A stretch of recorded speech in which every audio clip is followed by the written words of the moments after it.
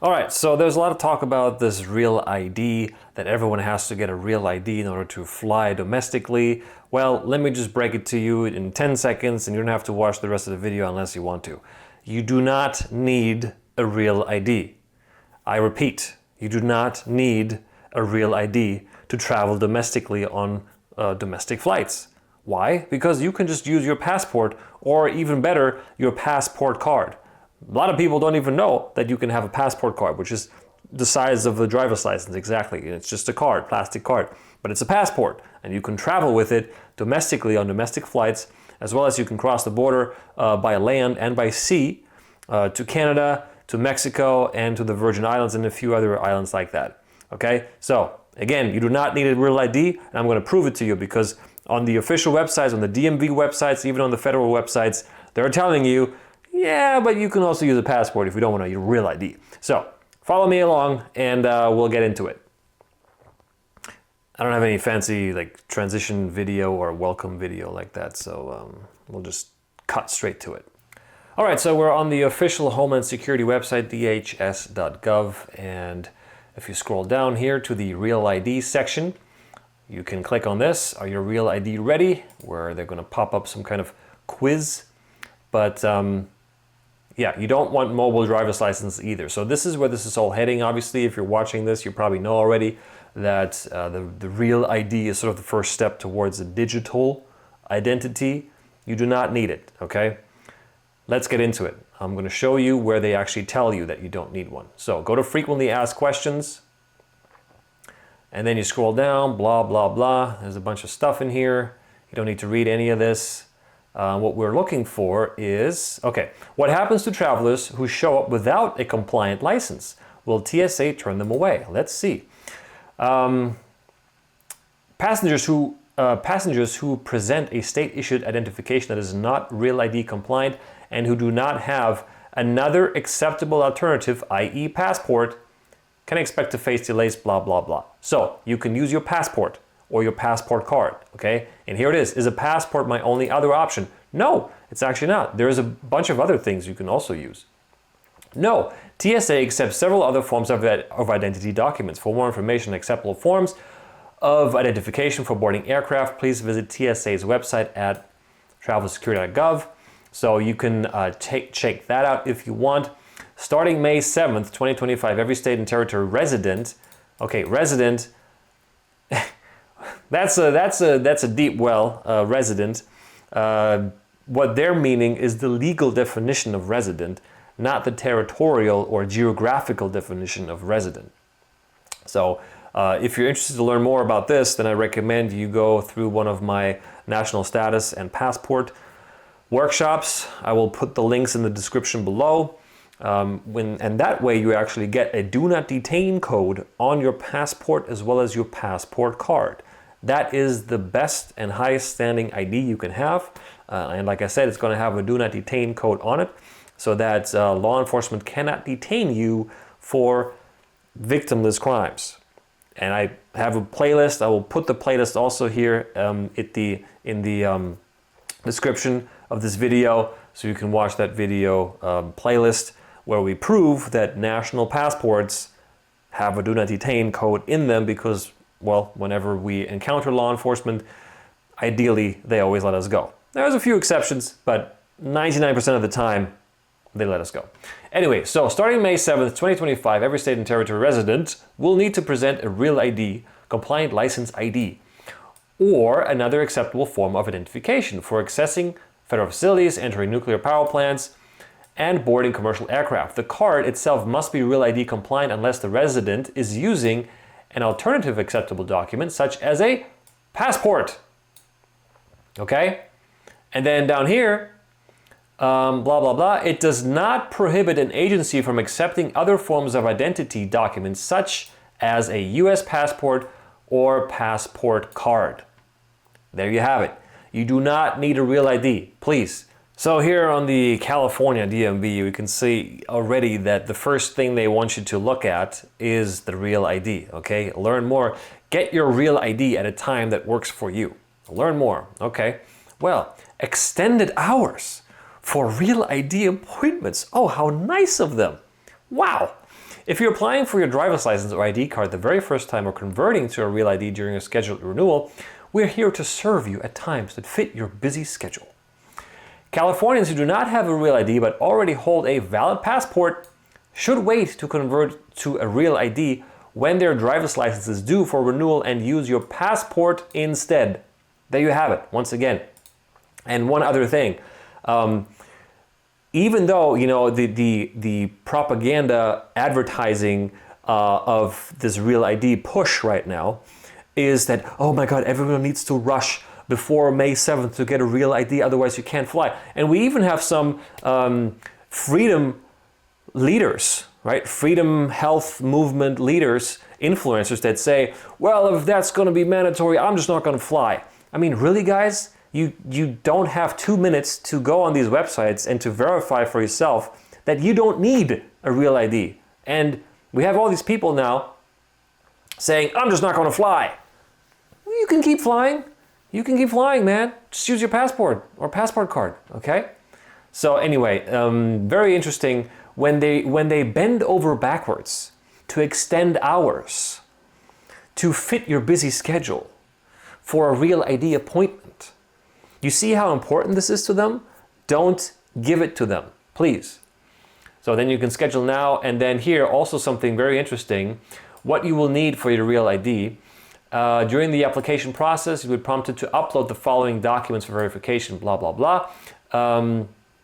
Proof of identity, okay, valid passport or birth certificate, and 2 documents proving residency. What did I say about resident and residency? Okay, what they're trying to do here is to make you consent to residency, the residency of the 14th Amendment. I wrote big articles about the 14th Amendment, which I will also link again in the show notes, that exposes this whole scam of the 14th Amendment, first of all, and also that residency is basically means that you are a voluntary servant, a voluntary serf, because we're in the feudal system. You're a voluntary serf to the federal government and the Federal Reserve, technically, too. So, proving residency, okay? You do not want to prove residency. No one is a resident. Let me make this absolutely clear. No one is a resident unless they consent to it. It's a very tricky, highly technical legal term that ensnares you into all kinds of contracts with the government, both federal and state, that you do not want to be in. So now we're on the What is Real ID sort of FAQ website here on the DMV. Okay. So again, it sort of summarizes what it is and where it's coming from, marks new requirements, applying for Real ID, requires proof of identity, proof of California residency, there's that word again, and a trip to DMV. You'll also be asked to provide your social security number on your Real ID application. Exemptions may apply. Okay, so for those of you who have done the deep dive on the social security, you know what they're asking for here. Okay. So let's keep going here. There's some resources, and this is what we want here, frequently asked questions. And I already opened one here. What if I don't want or need a real ID? What will the DMV give me instead? Well, let's see. If you choose not to get a real ID, you'll receive a driver's license or identification card that reads, Federal Limits Apply. So they hide this stuff pretty well. It took me a minute to find it. So here we go. It's on the same page. What is Real ID? And then there's a Real ID fact sheet. So let's look at that. And let's go with the English version. It's a PDF, okay? So what is the Real ID Act? Beginning May 2025, the federal government will require your driver's license or identification card to be Real ID compliant if you wish to use it as identification to board domestic flights or enter secure federal facilities that require identification. Do I need a Real ID driver's license or identification card? Starting May 2025, you will need to show a Real ID driver's license or identification card, or other federally approved identification, passport, there it is again, military ID, or others at TSA airport checkpoints nationwide or to visit secure federal facilities. So most of us don't need to visit secure federal facilities. And if you do, then you can still use your passport card. or your regular passport book. Okay, the passport card is very simple. On the passport application, I'll actually show you where to get it. And if you have a passport book right now, you can just get a passport card just for convenience. Okay, you do not need to update your book. You can just apply for just the passport card by itself. I'll show you in a second what that looks like. But there you go, right? So you will find similar wording on, DHS. We talked about that. TSA is going to have the same language on it. All your DMV, local, Department of Vehicles, whatever they're called in your state, are going to have similar information like this online, where they're telling you, yeah, Real ID, you don't really need it, and you can use your passport. All right, so here we go. This is a application for a US passport. Now this is what's called DS11, and this is the application for a new passport. If yours is expired for a long time, I think 15 years is the limitation on that. If it's older than 15 years, you have to do this, or if you lost your current one, you have to do this as well. And so let's go through this, right? It's right here on the top of the application. So all this stuff up here is instructions on how to fill this form out. But here it is, right? Select documents for which you are submitting fees. US passport book, US passport card, there it is, or you can check both, right? If you are applying for this and you want both, then don't check the first one and the second one, just check both, okay? And then after that, you can choose whether you want the regular book or the large book. And this is just, you get more pages with the large book. I think it costs a little bit more. But anyway, so there you have it, right? If you just want the US passport card, you can just check the middle one here. Just check that, fill everything out, okay? And then you're gonna get a passport card, which you can use instead of a Real ID to travel and to access federal courthouses or federal facilities if you need to. Okay, and the same thing is here on the DS82. The DS82 is a renewal for your passport. So if you have a passport that's about to expire, or you want to follow the national passport, the national status passport steps, and you already have a valid US passport, then you can simply do a renewal. It's much faster. You can just do it via mail. With the DS11, you have to go into a licensed passport application center, usually inside of a USPS, and they need to see that you have all the right documents. They need to see that you have filled out all the fields accordingly and properly, and then they need to witness your signature. Why that is, I mean, that's a whole other deep well that I actually cover in the National Status and Passport workshop, but that's too much for this video. Now, as I mentioned earlier, the best passport to have is a national status passport, or simply known as a national passport. And I'm not talking about the American national or the state national stuff, okay? So I'm not going to get into it now, but that's not what I'm talking about, okay?